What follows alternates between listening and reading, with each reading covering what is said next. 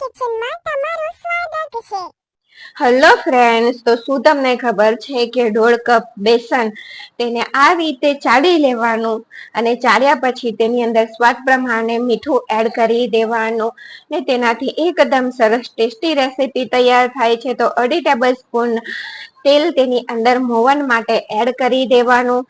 તેની સાથે જ 1/4 ટીસ્પૂન હિંગ એડ કરવાની।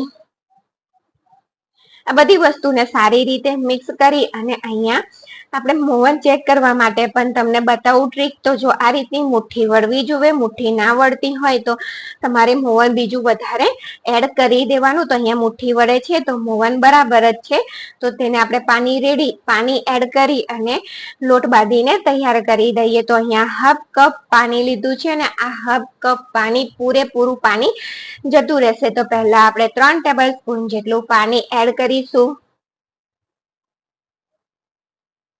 અને તેને મિક્સ કરવા માટે આપણે આ રીતની ચમચીનો ઉપયોગ કરીશું। કોઈ પણ ચમચી તમે લઈ શકો છો, પણ હાથથી જો બેસન છે એટલે હાથથી આપણે તેને મિક્સ કરીશું તો બેસન ખૂબ જ હાથે ચોંટી જતું હોય છે, એટલા માટે આ રીતે આપણે ચમચીથી તેને મિક્સ કરી દઈશું। ત્યાર પછી ફરીથી મેં 3 ટેબલ સ્પૂન પાણી લીધું છે અને આ રીતે હાથેથી હવે મિક્સ કરી દીધું સારી રીતે, અને જે બાકીનું બચ્યું હતું પાણી તે પણ તેની અંદર એડ કરી દીધું। કુલ ટોટલ તમે 1/2 કપ અને ટેબલ સ્પૂનમાં જુઓ તો 7 ટેબલ સ્પૂન થશે અને આ રીતેની તેની થિકનેસ હોવી જોઈએ। જો આ રીતે ચમચીમાંથી એકદમ સરસ રીતે તે પડી જાય છે, 7 ટેબલ સ્પૂન પાણી જોઈશે એટલે કે। અને ત્યાર પછી લોટ સરસ રીતે તૈયાર થઈ ગયો છે, ત્યાર પછી આપણે આ રીતે એક પાણીનો ખાલી બોટલ લઈ લઈશું અને તેના ઢાંકણ ઉપર આ રીતે સેફ્ટી પિન કે પછી સોયની મદદથી હોલ કરી લેવાના છે, એટલે કે કાના પાડી લેવાના। તો અહીંયા કાના પાડી અને સરસ રીતે ઢાંકણ તૈયાર કરવાનું।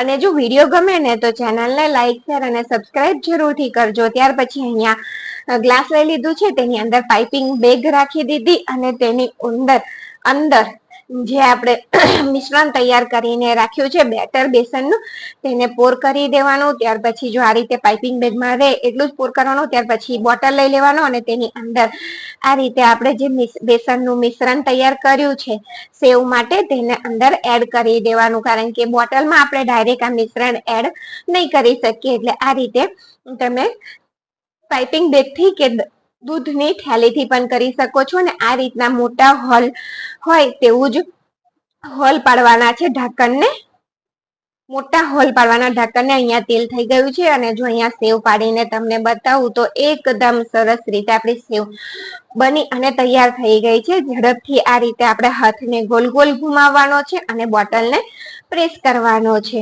અને ઉપર જે આ ઝાગ બની રહ્યો છે એ ઝાગ ઓછો થઈ જાય એટલે આપણે તેને પલટાવી દઈશું અને ગેસની ફ્લેમ હાઈ જ રાખવાની છે। પણ જો તેલ વધારે ગરમ થઈ ગયું હોય તો તમારે તેને મીડિયમ કરી દેવાની।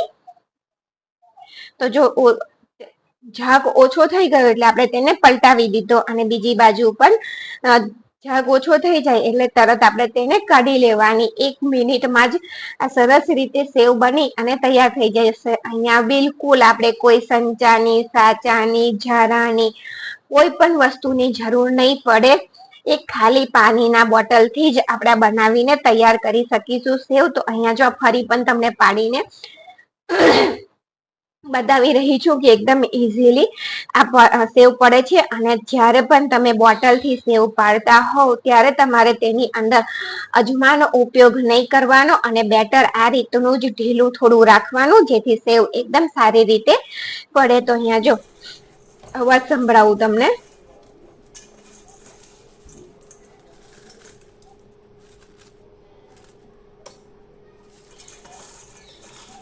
અને ફરીથી વિડીયો ગમે તો ચેનલને લાઈક, શેર અને સબસ્ક્રાઇબ જરૂરથી કરજો। એક ખાલી પાણીના બોટલથી આપણે સેવ પાડી શકીએ છીએ, તેનો આઈડિયા